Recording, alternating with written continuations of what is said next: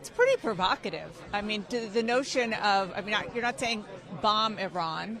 You are saying strikes. It sounds like you're saying limited strikes, but any strike directly at Iran would no doubt cause a much broader regional war. I actually disagree. I think the fact of the matter is by striking Iran, you de-escalate the situation. You do not How escalate so? the situation. Well, you've had 100 attacks on American military personnel since Joe Biden's taken office, over 40 since October the 17th. What we know without question is appeasement leads to war. It leads to conflict and it leads to chaos. And that's what we're seeing right now in the Middle East. The one thing that we have not tried is to actually strike the head of the snake.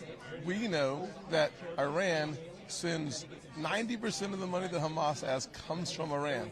We know that the attacks on American personnel has been funded by Iran. We know that the drone attacks funded by Iran. If we are going to deal with the challenges that our men and women in uniform are dealing with in the Middle East, you have to go to Iran.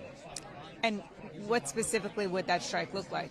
Well, we would use precision missiles to strike within Iran. We would use our MQ-9 to do so, number one. Number two, I would suggest that as opposed to striking an empty warehouse, that we strike military assets that would reduce their ability to impact our people.